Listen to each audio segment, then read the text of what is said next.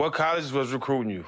Any memorable stories from college recruitment? Yeah, so I had a lot of like mid-majors early on.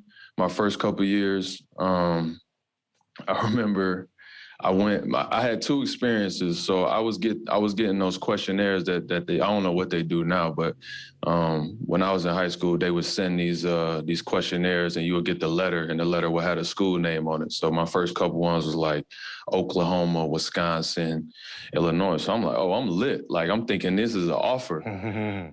So I'll never forget, I go to Illinois for a visit.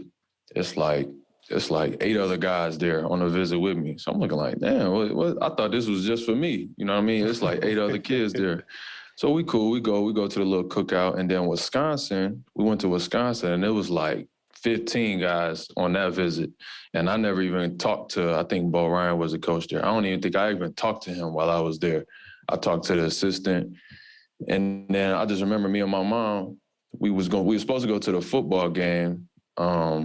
And we just we wasn't feeling the vibe. So we just told them, like, all right, we're gonna go to the bathroom. And me and my mom, we just dipped. We got in the car and we went home. Like, we was like, all right, we cool. Like, we not rolling like that. So after that, that was like my freshman year of high school. After that, I just started focusing on the schools that was really interested in me. So it boiled down to like Wichita State, Colorado State, and a few others. And then I committed early because I didn't like the recruitment process. So once I committed, then that's when like some other schools came along, Kansas and Virginia, things like that. But I was already locked in with Wichita State. You've been credited with the resurgence of Wichita basketball. I actually remember watching your 2012 and 13 season. I was like, yo, who's this little light-skinned European cat? Because I hear your last name, and I obviously didn't know you, couldn't hear you speak. This nigga's out here killing. But y'all went 31-0 for the first time in Division I history. You led them in assists. Like you said, it was never really about the big name. Your goal was to get to the league. So what was your college experience like? Because you put in a lot of work in college. Again, my college experience was great. And it's crazy because it's like it's the same pattern everywhere I went, from high school, college, and the pros. So when I went to Wichita, I was like a top 100 recruit. You know what I mean? I'm like the biggest recruit they had there. And I get there, and the starter point guard was like, I was 18, so Malcolm Armstead, he was 23. He had just transferred from Oregon. He was like a fifth-year senior, one of them type of guys. And, man, he used to bust my ass every day, like every day. And that was humbling for me because it was like, I'm not ready yet. I'm not ready yet. But I just kept working. I locked in with him. I learned a lot. And Greg Marshall, who's a great coach, he taught me a lot about just, how to play the game the right way and how to win. And, I was able to learn that at an early point, like 18, 19 years old. So by the time I did get my chance that next year where I could run the show, I was sharp. I was already ready to go. And it was, all she wrote after that. I think a lot of the time the knock on these divisions are that you guys really don't play anybody during the regular season, whoop.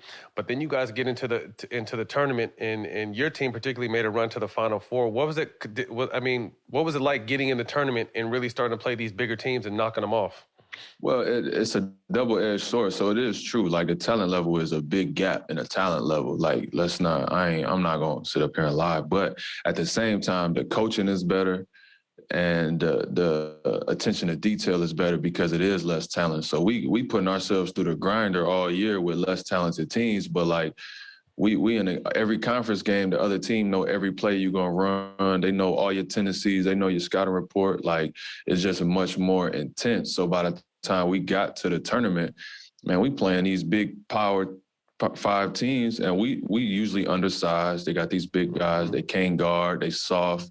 You know what I'm saying? The coaching is not, the game plan is not what it should be. So we super locked in. When it's time to go, it's time to go. We hungry because we've been waiting on this. Like, we can't get these teams to schedule us during the regular season. Nobody wants to play us during the regular season. So in the tournament, you can't run. So, we just waiting on this all year.